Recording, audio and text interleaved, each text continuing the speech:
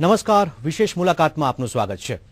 આજે એવી શખ્સિયત સાથે વાત કરીશું કે જેમની પ્રતિભા એક બિન રાજકીય વ્યક્તિ તરીકેની છે, પરંતુ રાજકીય નેતાઓ સાથે તેમના ઘણા નજીકના નાતો રહ્યો છે। તેઓ એક સમાજ સુધારક છે, દેશભક્ત છે અને દેશ તેમજ દુનિયામાં બનતી તમામ ઘટનાઓ ઉપર તેમની બારીક નજર રહેતી હોય છે। જી હા, વાત કરીશું જાણીતા સમાજ સેવક, સમાજ સુધારક અને राष्ट्रीय संत एवं भय्यूजी महाराज साथे। महाराज, TV9 में आपका स्वागत है। नमस्कार। आप एक समस्त गुजरात के जी मेरे कुटुंब को, मातृशक्ति, पितृशक्ति, युवा साथियों को और समस्त बंधुओं को मेरा वंदन और शुभकामनाएं। जी, आप एक समाज सुधारक हो, देशभक्त हो और खास करके जो भी घटना घटती है उस पर आपकी बारीक नज़र भी रहती है और नेताओं के साथ भी आपका काफ़ी गहरा नाता रहा है। तो मैं सबसे पहले आपसे ये जानना चाहूँगा कि अभी जो देश में जो परिस्थिति है, जो चर्चा का जो मुद्दा बना है, खास करके जो बॉर्डर पर तनाव की परिस्थिति है और इस बीच भारत ने सर्जिकल स्ट्राइक की है, आप इन तमाम परिस्थिति को किस प्रकार से देखते हो? सर्जरी किसकी करना पड़ती है? जो बीमार हो। जी। तो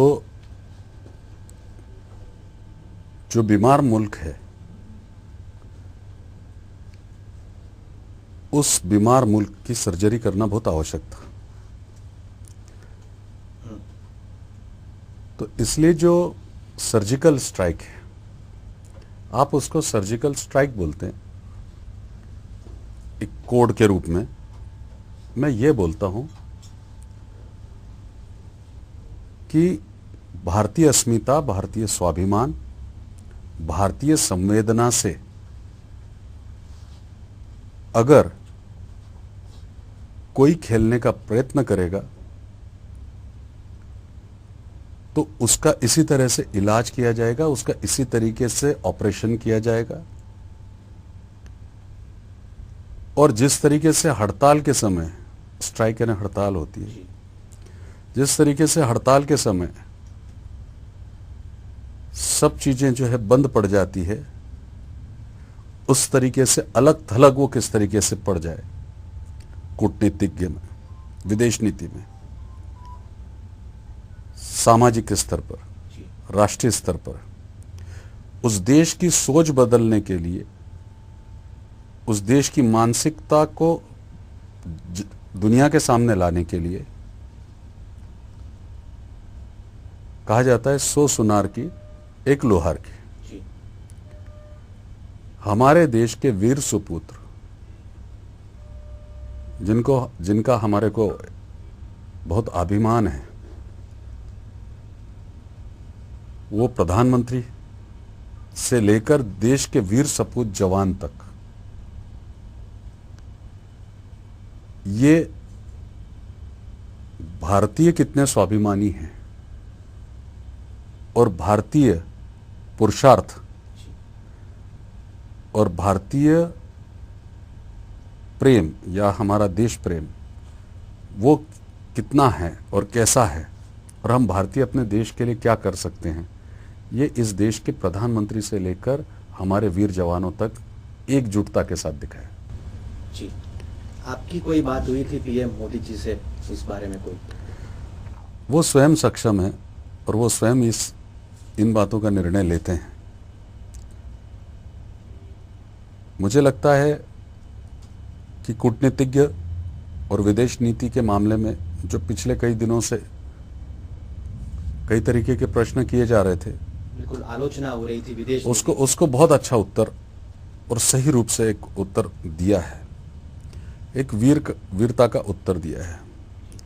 और वैसे भी आखिरी में कृष्ण को गुजराती आना पड़ा,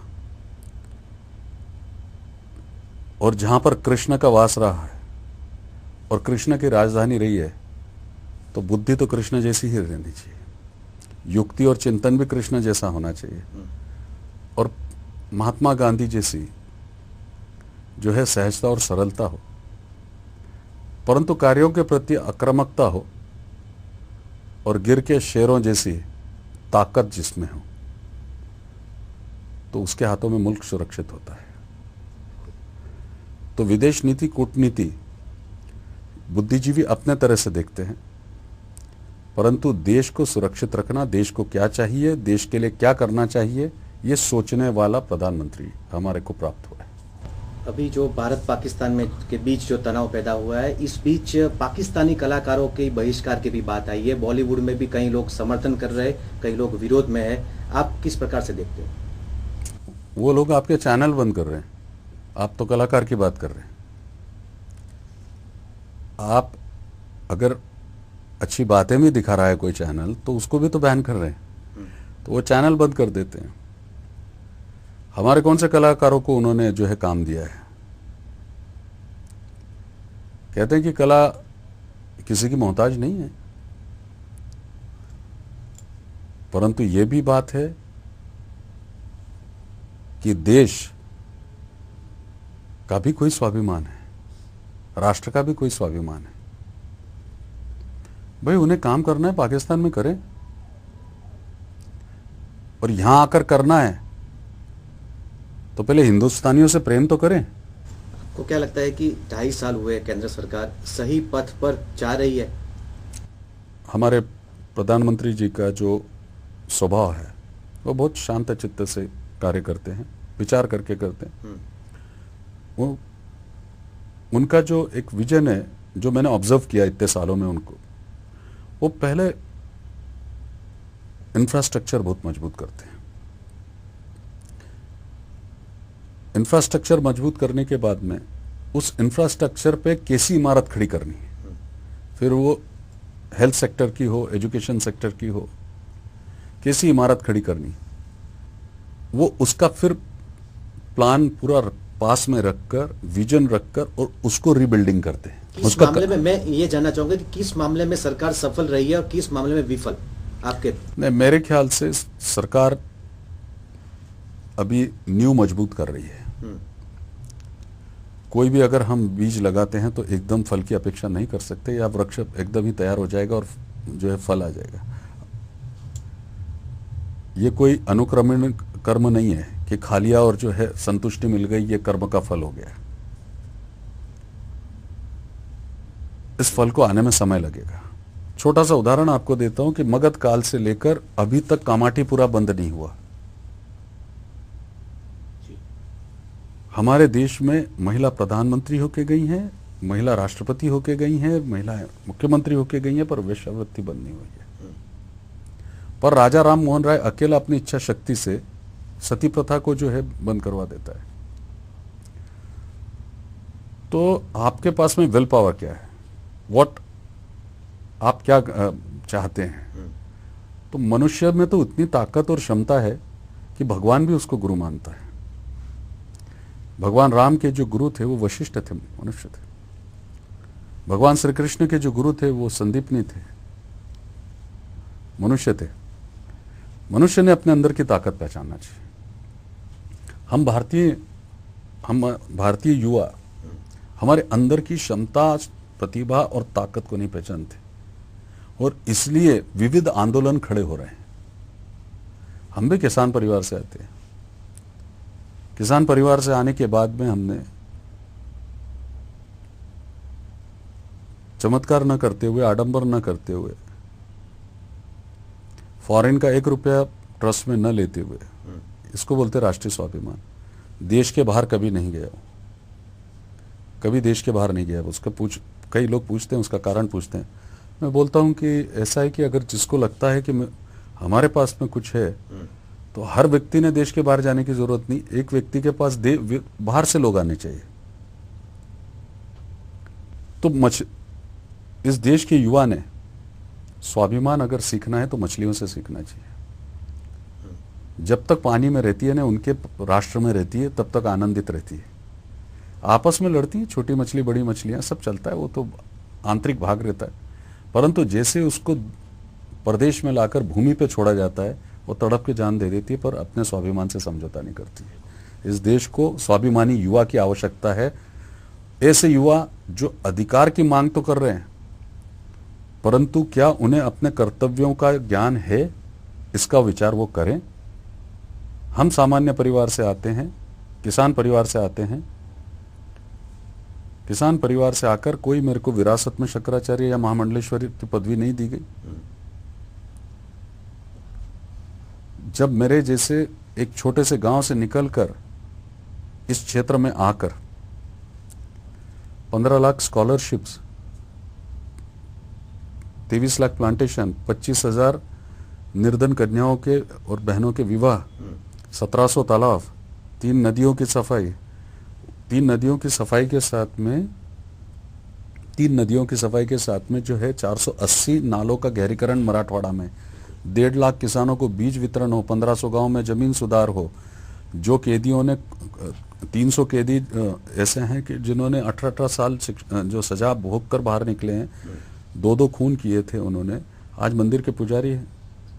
हम अपराध मुक्त भयमुक्त समाज को निर्माण करने के लिए फुटपाथ पे घूमने वाले बच्चे, कचरा उठाने वाले, हाथ भट्टी पे काम करने वाले, ईंट भट्टी पे काम करने वाले बच्चों को टेक्निकल एजुकेशन और वैल्यू एजुकेशन देने का काम किया।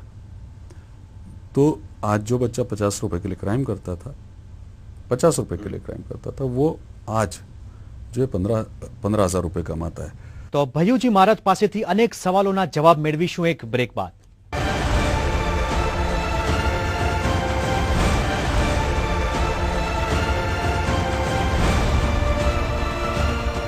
બ્રેક બાદ ફરી એકવાર આપનું સ્વાગત છે। વાત કરી રહ્યા છીએ રાષ્ટ્રીય સંત ભૈયુજી મહારાજ સાથે। महाराज, महाराष्ट्र में आप काफी एक्टिव है, काफी सोशल एक्टिविटी में भी आप अग्रसर हो और मराठा समाज में भी एक दबदबा आपका है। इस बीच जो आरक्षण की मांग उठी है महाराष्ट्र में, कितनी जायज लगती है आपको? सबसे पहली बात यह है कि आपने मराठा बोला, तो मराठा की एक रेजिमेंट है और रेजिमेंट किसकी सेवा करती है? भारतीयता की। मैं पहले भारतीय हूं। अब रही बात रिजर्वेशन की, तो किसी का भी हो, सोशल इकोनॉमिकल स्टेटस के सर्वे क्या है और क्या कॉन्स्टिट्यूशन जाति धर्म के आधार पर आपको आरक्षण की परमिशन देता है? सेक्शन 15 और 16 में अमेंडमेंट किए सिवा आपको आरक्षण मिलेगा? क्या कोर्ट में टिकेगा? सबसे बड़ी बात यह है कि जो समाज जब तक आरक्षण नहीं मिलता है तो अपने गरीब जो बंधु हैं, अरे आपके ही समाज के हैं ना, उनके लिए तो आप लड़ाई लड़ रहे हो। मेरे को हैरत की बात यह होती है कि मैंने देखा है कि जात के नाम पर हम लड़ाई लड़ते हैं, उसके लिए तलवारें लाने के लिए, बंदूकें लाने के लिए। आप देखिए बगदादी जी को, आप बगदादी का एक छोटा सा उदाहरण देखिए, क्यों लड़ काय के ले रहे हैं? कि धर्म बचना चाहिए, पर धर्म को बचने के लिए इंसान भी बचना चाहिए ना। तो इंसान तो आप मारे जा रहे हो। अब आप जब धर्म की ही बात कर रहे हो कि आप धर्म को सशक्त बनाना चाहते हो, तो आपको जो है बंदूकें खरीदने के लिए, मिसाइल्स खरीदने के लिए, वेपन्स खरीदने के लिए आपके पास पैसे हैं, पर आपके ही समाज की बच्चियों के लिए, आपके ही समाज के बच्चों के लिए एजुकेट करने के लिए, उनको मैरिड करने के लिए, उनके मैरिज करने के लिए, उनकी गरीबी दूर करने के लिए आपके पास पैसा नहीं। तो what sort of leadership you are doing? यही चीज यहां पर मराठों के लिए लागू होती है। 83% जो है मराठा कम्युनिटी है, वो वाकई में गरीब है। वो इसलिए गरीब हो गई कि कभी बड़े संपन्न हुआ करते थे, पर 25 एकड़ जो जमीन थी, उस 25 एकड़ में से कुटुंब अलग होते गया, विभक्त होते गया, कुटुंब अलग होते गया। जो वसुदेव कुटुंबकम से सिंगल कुटुंब, एक एकल परिवार पे आ गए। वो एकल परिवार में लैंड होल्डिंग कम हो गई। अब जब वो संयुक्त परिवार टूटा तो 3 भाइयों की 3 जगह पे 25 बीघा बढ़ गई। वो 3 भाइयों के 2-2 बच्चे भी हो गए, उनमें बढ़ गए, फिर उनके 2 बच्चे हो गए, किसी के 3 बच्चे हो गए, वो बढ़ गए। तो कहीं ना कहीं पर फिर पानी का प्रश्न, सूखी खेती का नियोजन का प्रश्न हो, उसके बाद में उसके कारण क्या होता है कि फिर एक आप इफेक्टिवली आप मेजर्स क्रिएट करके एजुकेशन नहीं दे पाते हैं। क्योंकि यही हेल्थ परिस्थिति हेल्थ गुजरात के में कारण पाटीदार समाज में भी हेल्थ के कारण हुई है। वीकनेस आती है। हाँ, तो मेरा मेरा यही कहना है कि समाज एक देखिए, आप पाटीदार समाज में एक वर्ग सॉल्यूशन क्या होना चाहिए? नहीं, सोल्यूशन तो मैं अभी सोशल सोल्यूशन दे सकता जी, हूँ, बिल्कुल। पॉलिटिकल सोल्यूशन पॉलिटिकल लोग देंगे। जी बिल्कुल। मैंने और आपको जो कॉन्स्टिट्यूशन का जो नियम है वो मैंने यूथ को जानबूझ करके अवेयर करने के लिए बोला है स्पष्ट कि आप अगर 2 पेज का अगर रिजर्वेशन दे भी दिया तो कितना कोर्ट में टिकेगा, ये मेरे को बताओ आप। सेक्शन 15 की व्याख्या करके बताइए। सेक्शन 16 का आंशिक आपको उसमें से वो उठाना पड़ेगा, और धर्म और जाति के आधार पर क्या आरक्षण मिल सकता है ये भी विचार करना जरूरी है। सोशल इकोनॉमिकल स्टेटस का सर्वे क्या है? ओबीसी का जब रिजर्वेशन दिया गया था उस टाइम पे सोशल इकोनॉमिकल स्टेटस सर्वे हुआ है। उसके बाद में क्या आया? उसके बाद में कितने समाज कितना नीचे गया, कौन सा समाज कितना ऊपर गया। पर मेरा ये कहना है कि प्रत्येक समाज में हमेशा से एक क्रीमी लेयर रहा है और एक गरीब रहा है। तो भाई तुम समाज के लिए लड़ रहे हो, तो जब तक ये सब चीजें सार्थक नहीं होती तब तक अपने वो गरीब जो जिनको जरूरत है, जिसको बोलते हैं समाजवाद, क्या जो समाजवाद करते हैं ना, तो समाजवाद वही तो है ना। ठीक है, दूसरे समाज के बारे में मत सोचिए आप, क्योंकि भारत जातियों में बटा हुआ एक समूह हो गया है। जो भारत आप कल्पना करते हैं कि सोने की चिड़िया, विश्व गुरु, ये तो अभी जातियों में बटा हुआ समूह है। हम भारतीय होने से ज्यादा गर्व करते हैं कि हमारी जात क्या है। इससे बड़ा दुर्भाग्य इस देश का क्या होगा। तो मेरा यह कहना है कि जो सशक्त हैं, और मेरा भी जो वांछित घटक है प्रत्येक समाज के, मैं यहां पर किसी एक समाज का नाम नहीं लेता, जो भी वांछित घटक है, पहले जो इनके सशक्त समाज के लोग हैं उनसे तो ले, आप हमारी मदद करो। इतनी एजुकेशन सोसाइटियां लेके बैठे, हमारे बच्चों को नौकरी दो ना। आप शुरुआत तो हम आपकी एजुकेशन सोसाइटी में कर दो। इतने डॉक्टर्स मेडिकल हॉस्पिटल्स लेकर बैठे हैं, दो ना आप नौकरियां। कहते हैं charity begins from the home, let us begin. मतलब जो सशक्त है वो लोग मदद करें तो ये थोड़ी समस्या दूर हो सकती है। मराठा समाज के कुछ लोगों के पास इतना पूरा पैसा है कि अगर आप सर्वे करके देखेंगे तो 83% जो गरीब हैं,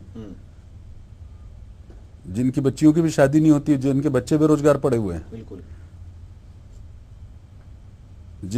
जिनके बच्चे एजुकेट होकर भी कुछ नहीं मिल पाता, या फिर जिनको एजुकेशन लेने में तकलीफ आ रही है, कर्ज बाजारी होना पड़ता है। तो मराठा समाज के 6% में ही पॉलिटिशियंस से लेकर हर आदमी के पास इतना पैसा है और इतनी एजुकेशनल सोसाइटियां हैं कि अगर ये नौकरियां खुली कर दे ना उन लोगों के लिए, या जॉब सब प्रोवाइड कर दे, या फिर सपोर्ट करना चालू कर दे, या फिर जैसे अपन सोशल प्रोजेक्ट्स चलाते हैं उस तरीके से इनके लिए सेल्फ एम्प्लॉयमेंट प्रोजेक्ट्स चलाएं, एम्प्लॉयमेंट प्रोजेक्ट चलाना चालू कर दें, तो मेरे को लगता है कि इक्वालिटी आने में टाइम नहीं लगेगा। क्योंकि समाज के एक वर्ग के पास बहुत पैसा है और दूसरे के पास में कुछ नहीं है। ये संघर्ष है, ये क्रीमी लेयर वर्सेस जो है संघर्ष करने वाले समाज के लिए। पर वो उसी जाति से होने के कारण उनको समझ में नहीं आ, वो सोचते नहीं इस बात को, और निश्चित तौर पर वो सिर्फ पॉलिटिकल एंगल पर ले जाकर टिका देते हैं। बिल्कुल। ठाकरे परिवार से भी आपका गहरा नाता रहा है। अभी जो सामना में जो कार्टून का विवाद हुआ, और उसके बाद क्या लगता है आपको शिवसेना का जो मतलब भविष्य की बात है, कितना गंभीर आप देख रहे हो ये पूरे मामले को? क्योंकि उद्धव ठाकरे ने तो माफी भी मांग ली है, लेकिन शिवसेना के भविष्य को लेकर आप इस मामले को किस प्रकार से देखेंगे? देखिए, उद्धव साहब का जहां तक का प्रश्न है, एक बहुत संवेदनशील व्यक्ति है, और आप कितने मिले हैं उनसे मुझे नहीं मालूम, पर मैं ये बोलूंगा कि अगर मैं टीवी पर बोल के जाऊंगा तो वो उससे कोई लाभ नहीं होगा। जिस व्यक्ति ने, जो भी व्यक्ति उनके प्रति प्रश्न चिन्ह अगर लगाना चाहता है, एक बार उद्धव साहब से मिलना चाहिए उसने, और उसके बाद में उसने ही जज करना चाहिए कि वो व्यक्ति कैसे है। और इसीलिए जिन्होंने जज किया हुआ है कि उद्धव साहब कैसे हैं, तो वो शिवसेना का फ्यूचर स्पष्ट रूप से बताते हैं। तो ભયુજી મારા સાથે સવાલ જવાબનો દોર ચાલુ રાખીશું એક બ્રેક બાદ।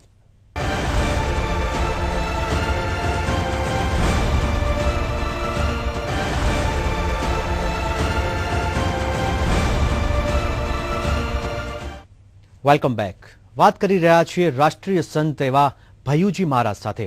महाराज, एक बात ऐसी भी सुनने को मिली है कि आपको सेना में कोई पद की ऑफर भी की गई थी. नहीं, उनको मालूम है मैं क्या हूँ. तो सबसे बड़ी बात यह है कि मैं एक सेवक हूँ और देश, समाज और मानवता के लिए पद के लिए काम नहीं करता. और दूसरी बात है कि एवरीबॉडी नोज कि जो व्यक्ति कभी गवर्नमेंट मशीनरीज के लिए किसी सिक्योरिटी नहीं मांगते, हम भयमुक्त समाज का सपना दिखाते महाराज लोग, और खुद सिक्योरिटी में घूमेंगे तो समाज कैसे सुधरेगा. हम बोलते मोह माया से दूर जाओ, त्याग करो. अगर हमारा सिर्फ विचार रहेगा मठों का विस्तार किस तरीके से किया जाए, हमारी संपत्ति में इजाफा कितना हो, तो फिर मोह माया का प्रश्न ही कहां बचा. पद, प्रतिष्ठा, संपत्ति, ये सब बोलते हैं कि क्षणिक है, पर मेरा यह मानना है कि मैं इनकी तरफ ध्यान ही नहीं देता हूं, और ना ही ये मेरे मन के विचार है. जिस माँ ने मुझे जन्म दिया, जिस देश में मैं रहता हूं और जिस समाज की मैं सेवा करता हूं, और जब समाज का प्रेम मुझे मिलता है, उससे बड़ा कौन सा पद हो सकता है बताइए. उससे बड़ा कोई पद नहीं, कोई पुरस्कार नहीं. आप पता कर लें, आप नेट पे जाके देख लीजिए. जो मलेशियन गवर्नमेंट है, उन्होंने जो नेल्सन मंडेला, मार्क जुकरबर्ग, उनको जो पुरस्कार दिया था वो मेरे को डिक्लेयर किया था. 13 अक्टूबर को उनको देना था. आई रिफ्यूज्ड. मैं लेने नहीं आऊँगा. आपको लगता है मैंने अच्छा काम किया, आप देने हो. ये अहंकार नहीं है, भारतीय स्वाभिमान बोल रहा हूँ.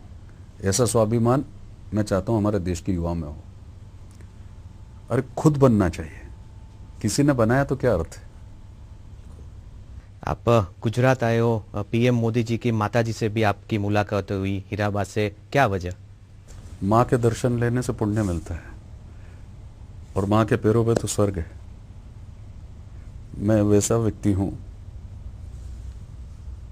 कि आप आके मेरे साथ 2 दिन रुके तो आपको स्पष्ट दिखेगा.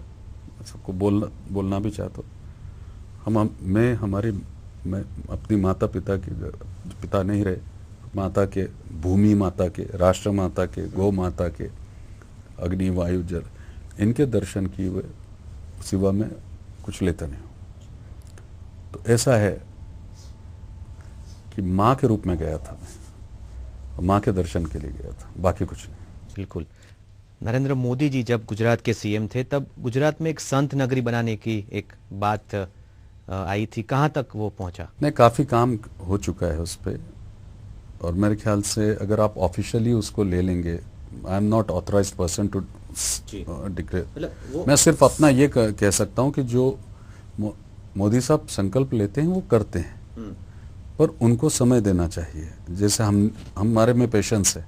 हमें पूरा विश्वास था कि संत नगरी, यानी पूरे, मेरा ये मानना था कि वर्ल्ड के सारे लोग जो हैं इधर उधर जाते हैं, गलत हाथों में लग जाते हैं, रॉन्ग फिलॉसफी मिलती है, भारत का नाम कहीं ना कहीं कभी कभी गलत चला जाता है, गलत मैसेज जाता है. तो इंस्पाइट ऑफ दैट हम एक ही जगह पर सब चीज़ों को इकट्ठा करें. तो 2370 संतों का इंसाइक्लोपीडिया है वो, कि प्रत्येक संत ने जब जन्म लिया तब समाज की क्या परिस्थिति थी, और जन्म लेने के बाद में समाज में क्या परिवर्तन आए. ये वो विचार है. एक आखिरी सवाल, जो यूथ है खास करके देश का, उसको आप क्या संदेश देना चाहेंगे अभी के माहौल में?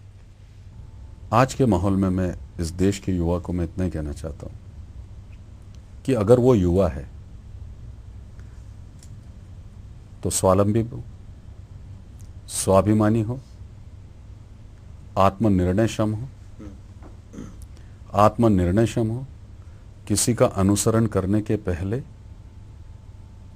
किसी को आदर्श मानने के पहले, राष्ट्र, समाज और मानवता के लिए उसने क्या कार्य किए हैं और क्या विचार रखे, उसको देखे, और ट्रेंड के साथ नहीं बहे. सोशल मीडिया पर का इफेक्ट अपने ब्रेन पे नहीं आने दे, मन, विवेक और बुद्धि पे ना आने दे. इंटरनेट का इफेक्ट अपने चरित्र पे ना आने दे. इंटरनेट का इफेक्ट अपने क्रिएटिविटी पे आने दें। और सबसे बड़ी बात यह है कि संवेदनशील बने और राष्ट्र, समाज और मानवता के लिए कार्य करें। मेरे को बड़ा हंसी आई जब उमर खालिद और कन्हैया लाल जी समाज कैसा होना चाहिए उसके बारे में बता रहे थे, समाज की चिंता कर रहे थे। और समाज की चिंता के लिए उन्होंने अफजल गुरु का स्मरण करा था।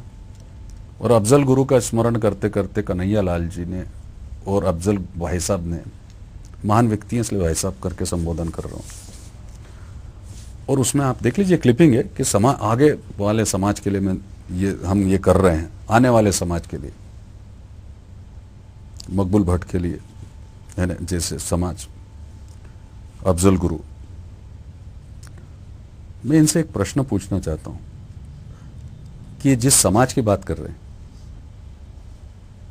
उस समाज में कितने % का कुपोषण है और किस किस जगह पे ये बता सकते हैं क्या?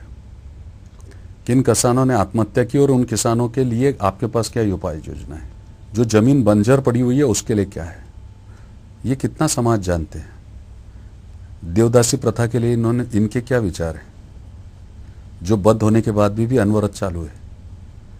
जो लेबर 6-6 महीने के लिए अपने बूढ़े माँ बाप को घर में छोड़कर चले जाते हैं, उनका क्या होगा? तो हम किस डायरेक्शन में जा रहे हैं? किसको हीरो बना रहे हैं?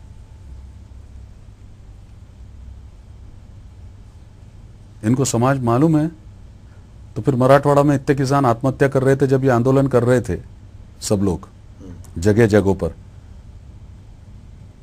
तब मेरा यह कहना है कि तुम अगर समाज की बातें कर रहे थे, तुम उस समाज के लिए क्यों नहीं खड़े हुए जो भूखा मर रहा है, प्यासा मर रहा है, जिसके घर में खाने को नहीं है, जिसको पहनने के लिए कपड़े नहीं है? मैं इस देश के युवाओं को कहना चाहता हूं, हर साल ऐसे प्रोडक्ट मत पैदा करो जो 70-70 साल हमारे को झेलना पड़े, जिनका कोई कंट्रीब्यूशन नहीं रहेगा, एक्सप्लॉइट करेंगे।